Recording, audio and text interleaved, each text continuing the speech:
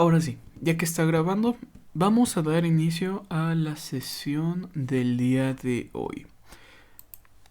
Como cada clase, empezaré preguntando qué vimos la clase pasada.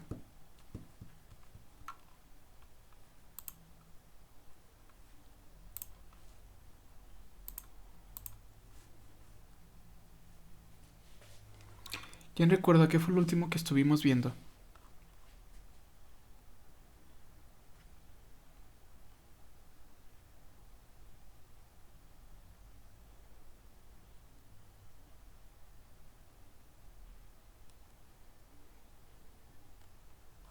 Estuvimos hablando un poco sobre la cizalladura. ¿Qué era la cizalladura?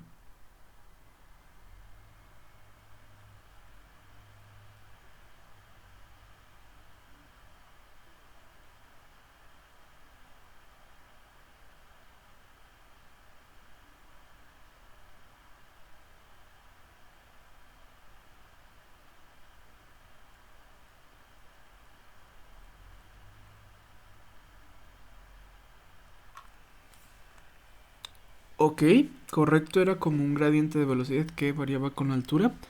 ¿Qué característica posee esta cizalladura?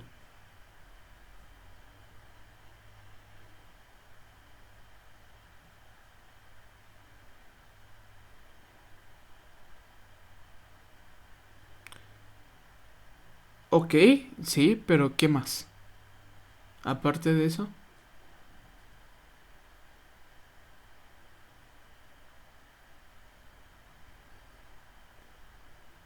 Recordemos que la cizalladura estaba por ahí asociada con unas corrientes encontradas.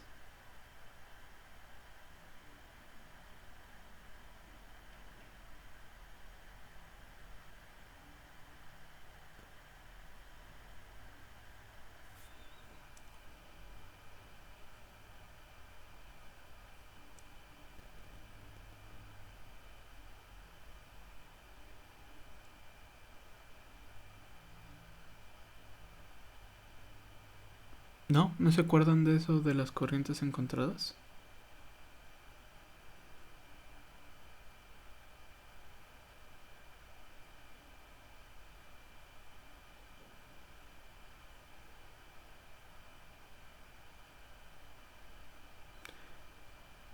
Sí, tiene mucho que ver, pero recordemos que esta cizalladura que estaba asociada al wind shear eran las corrientes de viento encontradas, ¿verdad? A los diferentes niveles que teníamos, que se podían desplazar en direcciones diferentes, causando por ahí algunas turbulencias, ¿sí? Y pues causando también algo de pérdidas. Bueno, vamos a hablar el día de hoy de lo que sería la variación del viento como función de terreno y zona. La clase pasada fue la variación del viento en función de la altura. Hablando de lo que es la variación en terreno y zona, pues seguiremos teniendo aquí gradientes de velocidad. Cuando veíamos las diferencias en altura, teníamos gradientes de velocidad a alturas determinadas, ¿verdad? No es la excepción en este caso. ¿Qué es lo que debemos de saber? Pues que vamos a tener cambios de velocidad en diferentes áreas. Es algo lógico, ¿no? Si tú vas a encontrarte con... A ver, empecemos por... Vamos a hablar de terrenos. Entonces vamos a tener diferentes tipos de terrenos, ¿cierto? Algunos van a ser muy suaves, otros van a ser muy rugosos, supongamos un terreno abierto o una ciudad. Entre cada uno de ellos vamos a tener diferentes gradientes de velocidad, ¿sí? Debido a la rugosidad que posea el terreno. ¿Sale? Lo que sería este detalle va a tener una influencia con las alturas grandes, ¿sí? Por lo que se va a buscar que los aerogeneradores trabajen dentro de una zona de influencia de la rugosidad de terreno. ¿va? ¿Esto a qué se refiere? A vamos a estar buscando siempre el punto óptimo en el cual nuestro aerogenerador produzca la mayor energía con las condiciones. Creo que eso no es novedad, ¿verdad? Pero bueno, acá va. Hablando de lo que sería este gradiente, nos vamos a encontrar con las siguientes características. De forma general, una superficie lisa, pues obviamente va a tener una gradiente suave, ¿verdad? Si tú no tienes por ahí esta rugosidad, el fluido pues va a fluir de forma suave, de forma continua. Entonces, cuando nos encontremos con una rugosidad más elevada, una superficie rugosa, vamos a tener gradientes elevados. Creo que eso es algo muy obvio. ¿Sale? Sí, sí, sí me estoy explicando.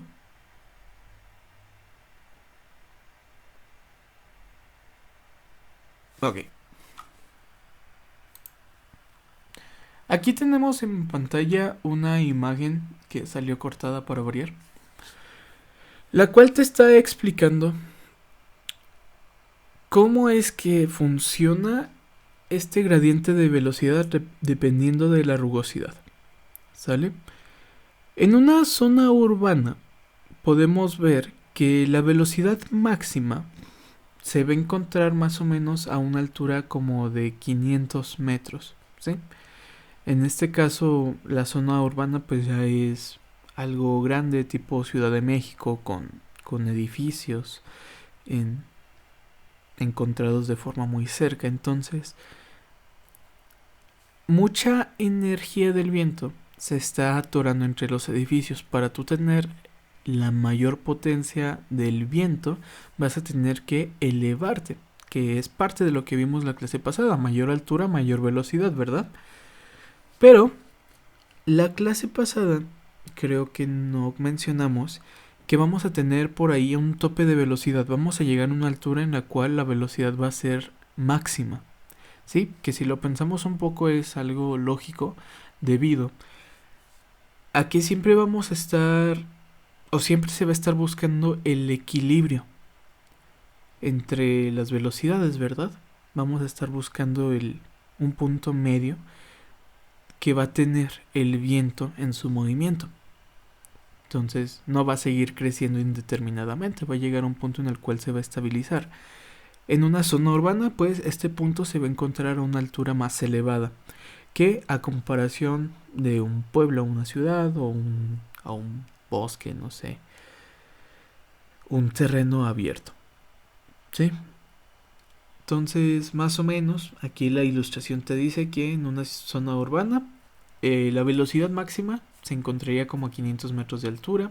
En un pueblo o un bosque se encuentra como a 375 y en un terreno liso o tal vez una costa se encuentra como en 300 metros de altura. ¿Sale?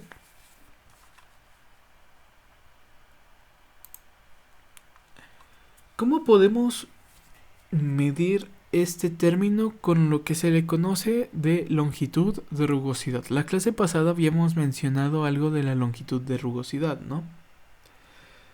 Ahora vamos a definirla correctamente. La longitud de rugosidad, que se describe como Z0, la podemos definir como la altura respecto al nivel del suelo hasta que la velocidad media del viento sea nula. ¿Sí? Esa sería como una definición un poco muy de libro, obviamente. Pero al fin y al cabo va a ser la altura en la cual vamos a encontrar el punto medio. ¿Sale? Y la longitud de rugosidad se va a caracterizar obviamente por la rugosidad del terreno.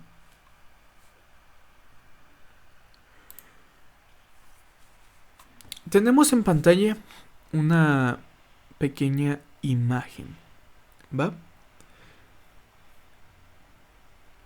Si se fijan, esta tabla la habíamos analizado la clase pasada, ¿no? ¿Se acuerdan?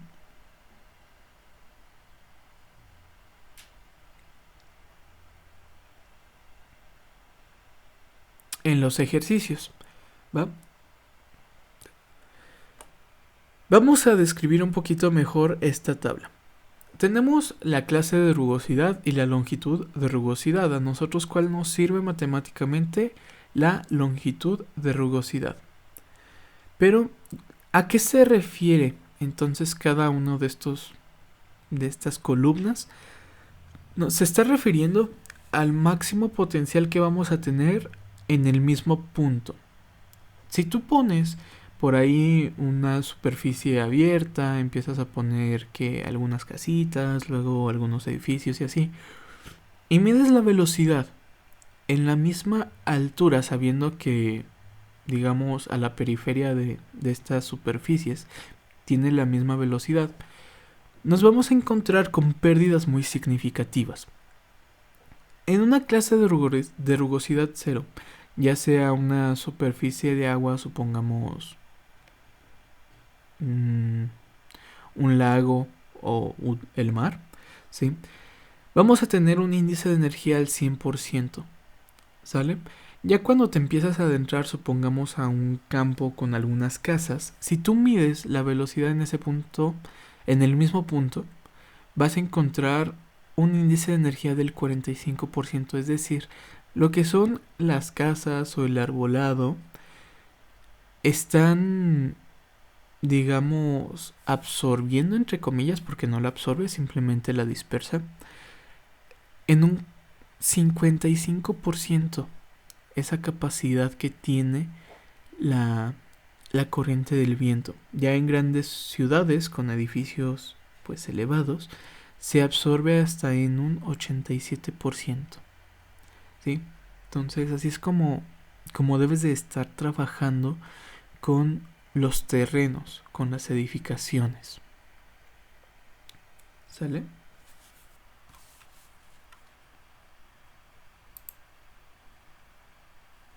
Trabo la presentación.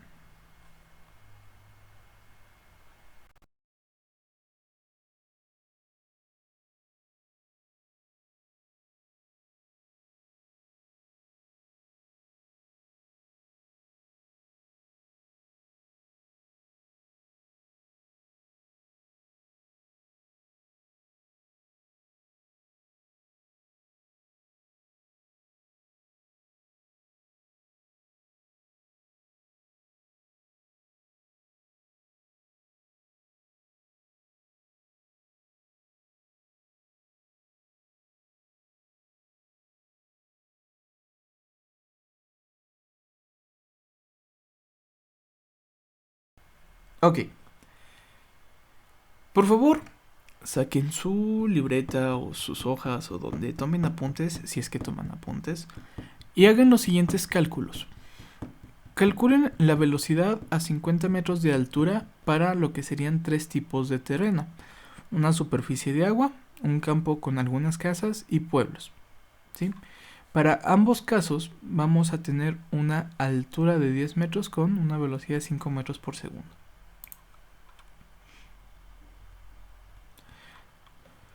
En este caso, ¿qué es lo que van a estar calculando?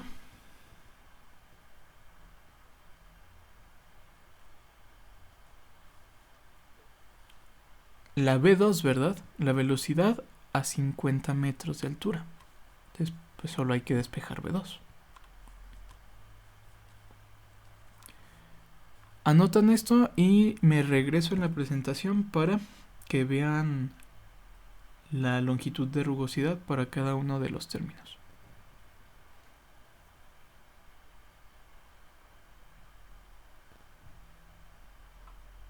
Ustedes me dicen cuando me regrese.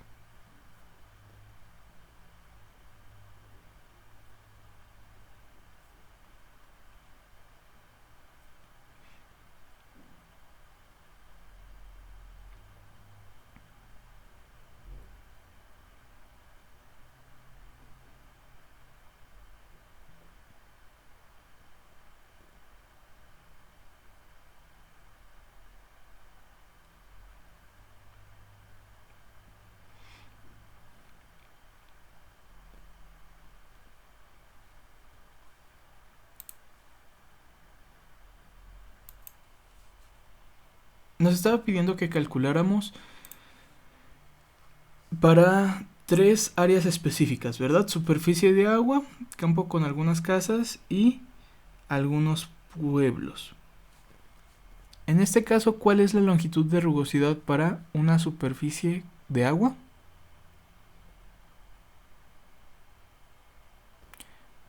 0.0002.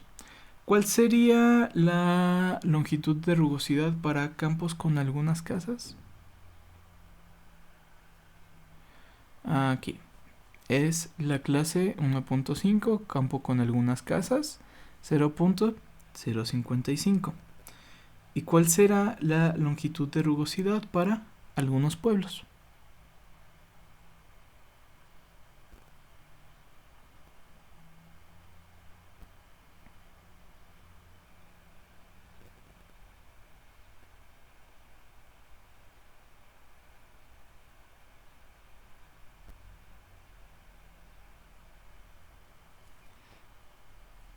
.4, sí, que sería una clase de rugosidad de 3. Entonces, con esos datos calculen la velocidad 2 a 50 metros de altura.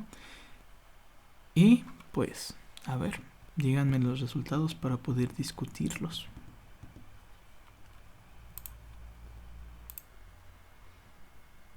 Va, entonces ya quedaron los resultados por ahí.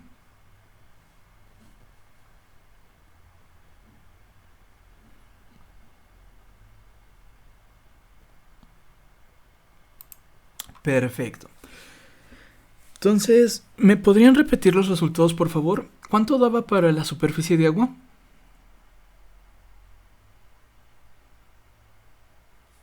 Ok.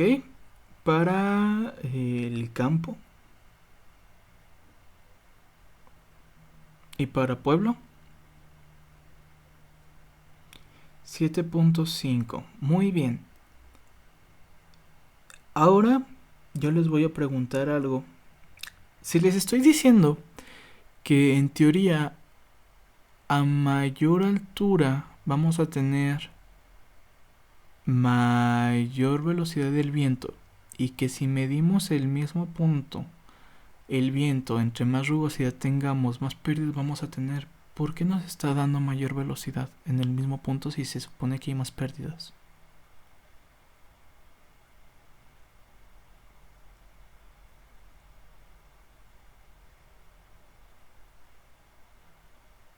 ¿Y cómo funciona eso?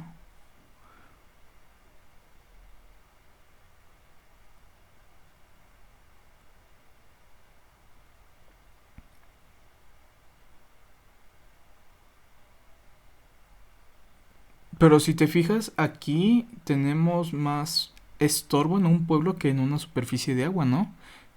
Sin embargo, tenemos más velocidad en el pueblo.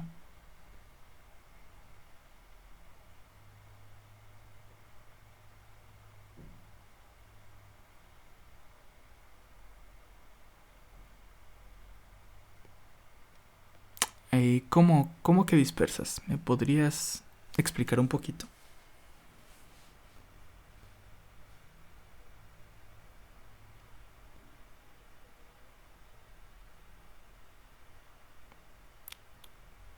Ok, ok, me agrada, me agrada.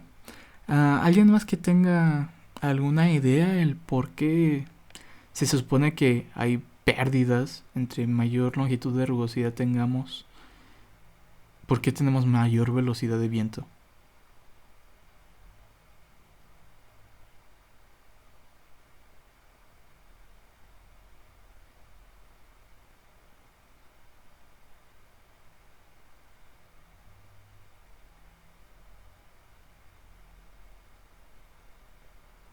¿No? ¿Nadie más?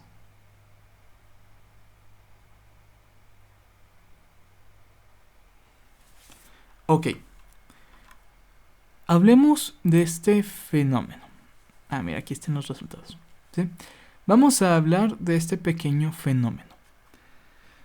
¿Por qué en un pueblo tengo mayor velocidad que en la superficie de agua si se supone que voy a tener más pérdidas en el pueblo? Por lo que sería la influencia del relieve del terreno. ¿A qué nos referimos con esto? Tú vas a tener que el terreno va a influir mucho en la velocidad del viento. ¿De qué forma? Supongamos que tenemos por aquí una pequeña pendiente, ¿sale?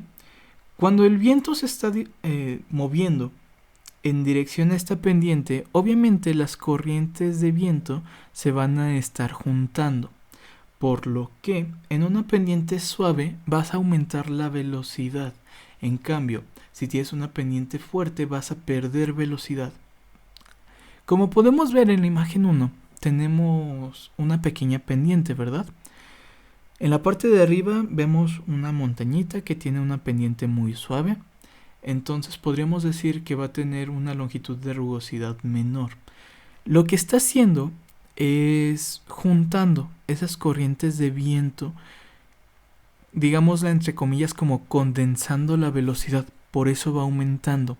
En cambio, con una pendiente más pronunciada va a pasar lo mismo, solo que vamos a tener más pérdidas. ¿Por qué? Por las turbulencias que se generen. Así que, pues, fue correcto, como ahorita nos mencionaban, tiene que ver por ahí con el respectivo desorden, ¿verdad? El hecho de que tenga más velocidad no significa necesariamente que tenga mayor potencial. Sin embargo, esto es algo que sí se utiliza mucho a nuestro favor. ¿Va? En la imagen de la derecha es un poquito más claro cómo lo que decíamos, a mayor altura vamos a tener una mayor velocidad. ¿Sí? Podemos ver aquí el perfil velocidad del viento, cómo va incrementando en un terreno liso, pero cuando llega a nuestra pendiente, la parte de abajo va a empezar a sumarse a la parte de arriba y se mantiene en equilibrio la mayor altura. Obviamente, como aquí se generó una pequeña suma de velocidades, cuando vuelva a la parte lisa vamos a tener por ahí unas pérdidas. Se va, digamos, a ocupar el espacio que se estuvo abandonando y va a generar una turbulencia. ¿Vale? Hay estudios muy específicos, los cuales te dicen lo siguiente. Para colinas triangulares o sinusoidales con una pendiente suave, este efecto va a presentar un aumento de velocidad del 40 al 80%. ¿Sí? Ahora, obviamente, cuando vamos a tener una, digamos, aceleración mayor, el cual va a formar una barrera en dirección perpendicular al viento, ¿sale? Es decir, que en la cima el perfil de velocidad va a tender a atenuarse con la altura, ¿sí? Y creo que tengo otra imagen por acá. Sí, aquí está. Con una pendiente suavecita vamos a tener un incremento del 40 al 80%. Esto es un fenómeno de aceleración el cual se suele utilizar a nuestro favor. No sé si se han fijado que los parques eólicos usualmente se encuentran como en pequeñas colinas.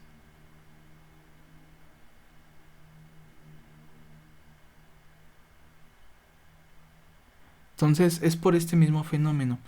Como en la colina vamos a estar juntando esta aceleración de viento, pues llegamos a tener un mayor potencial eólico en esos puntos. Pero pues también depende de qué tan alto, ¿verdad? Si te vas muy arriba, pues obviamente vas a estar llegando al equilibrio de velocidad que debería de tener. Entonces es ahí ver más o menos qué velocidades vamos a estar manejando también, considerando la altura del aerogenerador, ¿cierto? Con una pendiente suave tenemos un aumento de velocidad, pero cuando tú encuentras ya pendientes más pronunciadas, vas a encontrar lo que serían las pérdidas de forma más notable. Vas a estar teniendo turbulencias a tal punto en el cual cuando tengas una colina que forme, digamos, una barrera de forma perpendicular, vas a tener pérdidas muy pronunciadas. ¿Cuál es la diferencia entre la imagen de en medio y la de la derecha?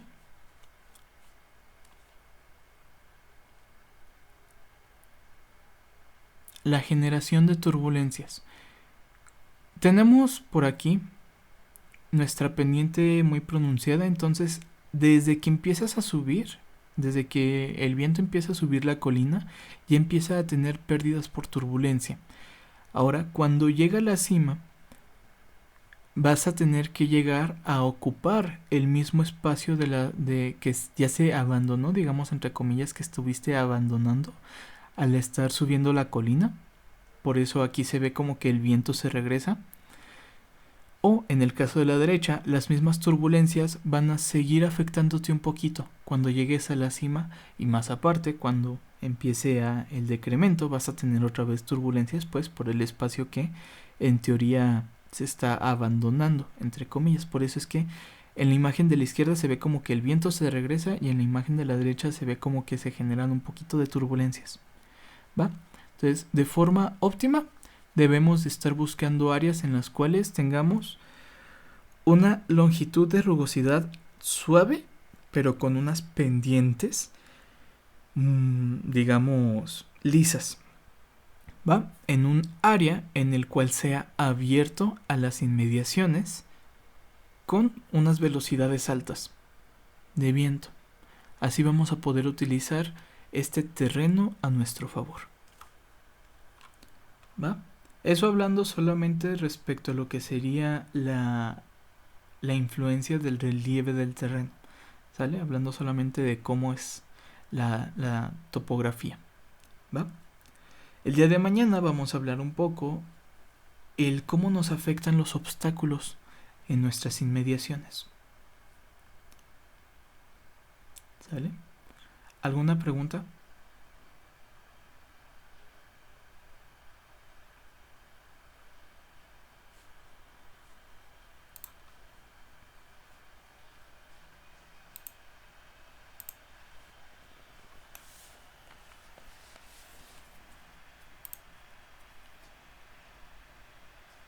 ¿No?